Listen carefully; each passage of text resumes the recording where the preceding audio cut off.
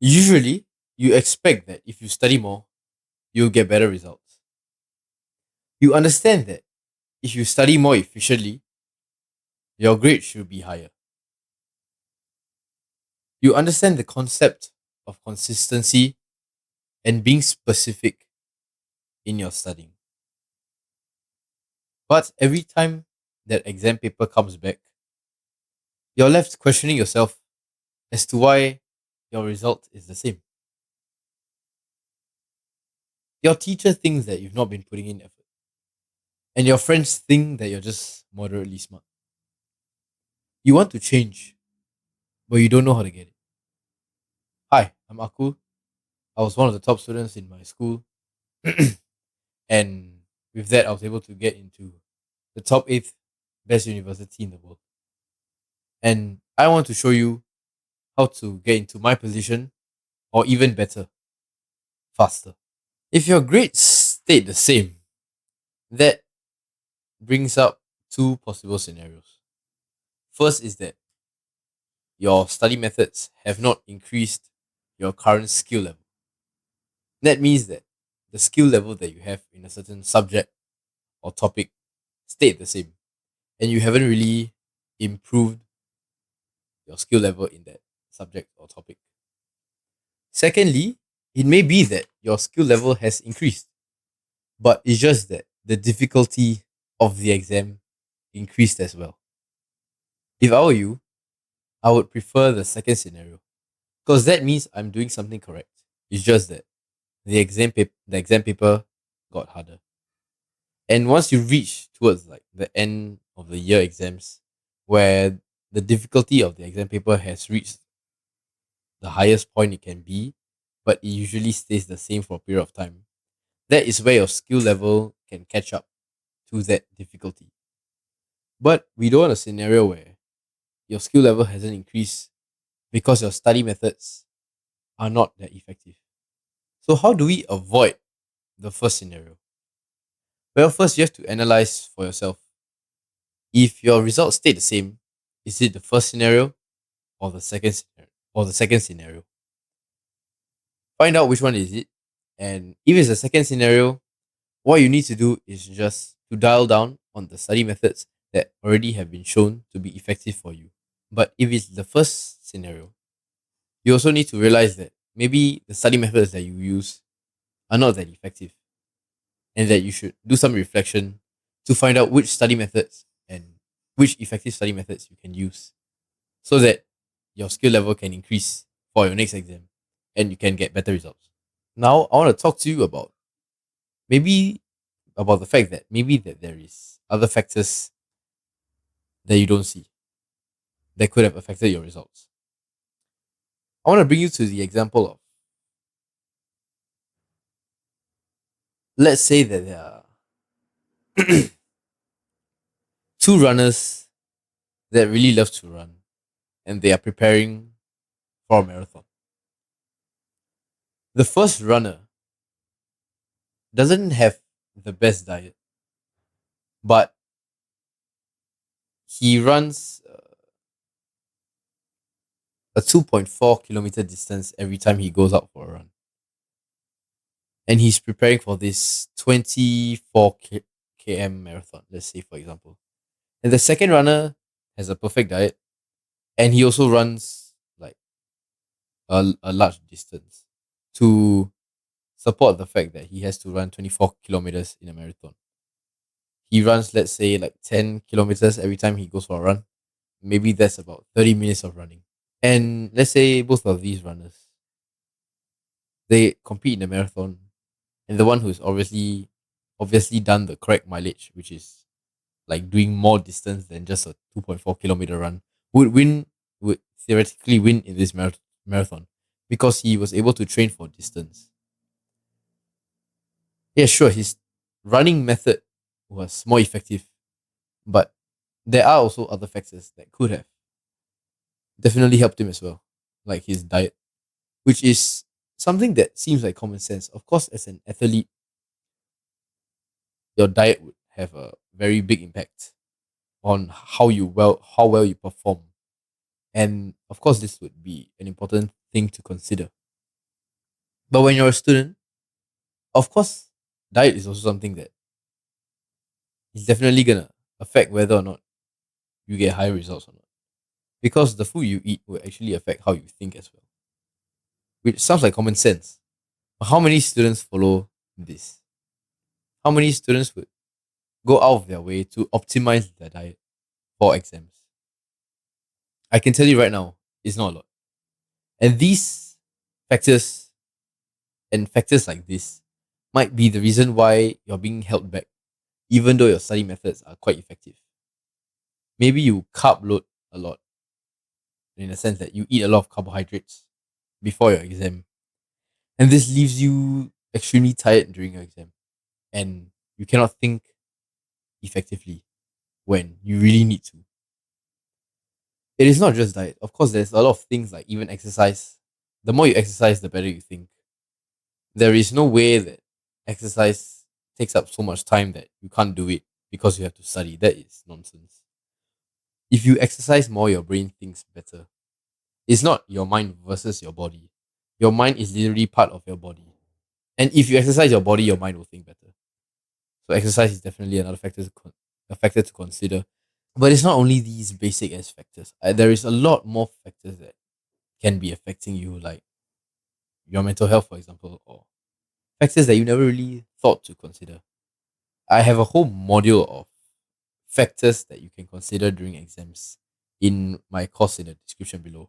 And what I talk about is things that students kind of know inherently, but they do not know how to effectively do anything about these other factors. And a lot of students, they just go ham on the factor of like studying, not even like diet or exercise or study methods, but just go ham on like the amount of hours that they spend studying, which might be a good factor to consider, especially when it comes to like nearing a period nearing your exam season. But that is not enough. And if you know me, if you've been watching me for a while, you know that am a huge advocate on studying the least amount of time that you can study while putting in the most amount of effort in that shorter period of time so that you can save more time to do the other things that you want. So this might not even be a good factor to consider. Another thing that can potentially hold you back or is holding you back is distractions. It doesn't matter if you study 10 hours a day, simply because 10 hours a day is just unrealistic. But having distractions like social media or even bad friends who don't influence you to be a better person, but influence you to be a worse person and to have more brain fog and think less smartly, especially when it comes to your exams. Things like this will affect your grade. And you have to be honest with yourself right now. Is there any distractions or are there any distractions that you know are holding you back right now? The first thought that came up to your mind, but you brushed it aside because you're like, that can't be it. That is definitely it. That distraction that you just thought of, that you knew for a fact was holding you back, that is the thing holding you back. It could be your phone usage, it could be your friends, it could be both. You have to get rid of that if you want to see better results. The choice is yours. Actually, the choice is not yours. Get rid of that now. Get rid of it because you see, in terms of the social media, right? You don't have to delete your account, but temporarily, or I would like you to think that it's permanent, but don't delete your account. Stop using it. Stop using social media. It's a waste of time. And once you get better at life in general, once you get the grades you want, once you get the success that you want, you can always come back, use it, and realize how much you've progressed. And that will make you feel so much better. And one will really realize that you're gone. And when you come back stronger, That's when people realize. And in terms of your friends, it's not personal. Maybe you can even drift from them a bit. But you need to be very acutely aware of what you want to achieve and be ruthless in achieving that. If not, you will never improve. You'll never improve. And this is what I want for you. You need to improve because if you didn't want to do that, you wouldn't be watching this video. If you want to see the result that you deserve, you have to do the actions that say you deserve the results that you want. Another thing I would like to talk about is forgetting. A lot of people learn a lot, but they also forget a lot. And you might not even realize this. There might have been information that you've learned, and when it comes to exam, you just forget it. And you may even have forgotten that you learned it. It's sort of like a leaky bucket. I'm sure you've heard of the analogy before that you have a bucket filled with water. You fill the bucket with water, but there's a little annoying hole at the bottom of the bucket that causes water to leak out. If you don't patch this hole, you will never get a full bucket. Might be an interesting analogy, and it's probably quite accurate. But how then do you patch this hole? It's not easy to not forget. Forgetting is human nature. A lot of YouTube videos talk about, flashcards and stuff. Sure, it will work. But in one of the modules in my course, I talk about an extremely specific way on how you can not forget.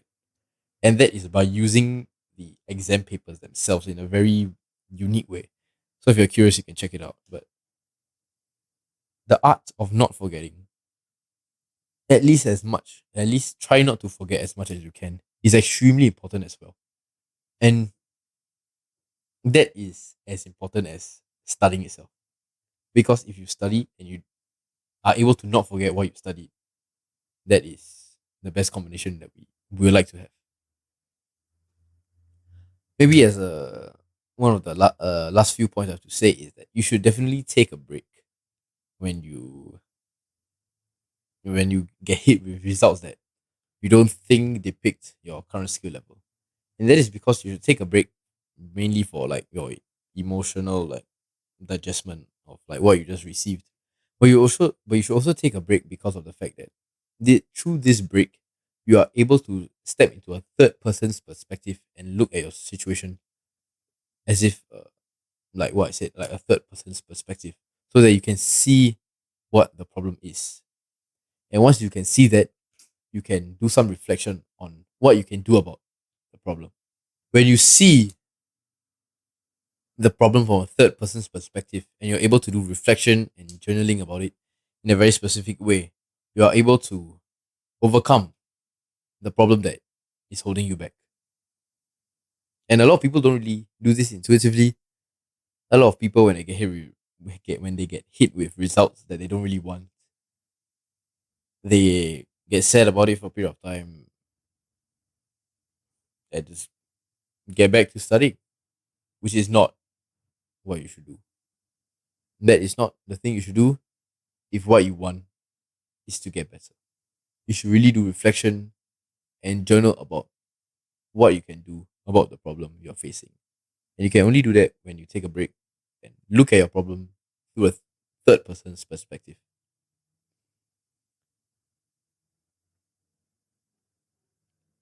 One way you can do this is to go for walks. There's a study that showed that going for walks really puts your brain into a state of reflection. I'll get a study link below if I can find it, but please just believe me on this. Right? Going for walks helps your brain to step into this third person's perspective. Have you ever gone for a walk when you had a very serious problem that you were facing and your brain just thought of ideas? It is because of the state that your brain gets put into when you go for walks. That is the state you need in this period of time if you are getting results that you don't think you deserve, because that will allow your brain to think of solutions. Lastly, another way to get solutions to your problems is to get feedback. Just please get feedback. A lot of students do not do this enough, and they just do it once or twice in a month, maybe, and they study on their own after that, which is not that good. You need to get feedback as much as you can. This is how you're going to improve, because if you just had an expert in a topic just tell you where you're lacking, nothing beats that. And if you do not get feedback, you will find yourself ramming into the same wall that is holding you back, physically holding you back. And if you cannot overcome that wall, you should ask the experts for help. Because the thing is that you have limited time. And when you have limited time, you need all the leverage that you can get. And you get this by asking teachers for help, asking your friends for help, and asking whatever sources of help you can get help from. Asking for help doesn't mean that you're unintelligent. The smartest people in your class or in your school always get feedback. That is how they get their that's how they get their skill level to such a high level. It is because they keep asking for feedback. And there is also a very specific way of asking for feedback. And if you can do that,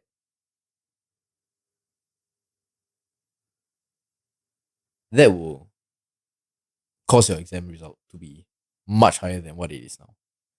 Well, you might ask, what is this specific way? Is basically asking feedback based on your own reflection and journaling. So if you did that in the one of the previous steps that I mentioned, and then you get your feedback, you're already thinking in a third person's perspective.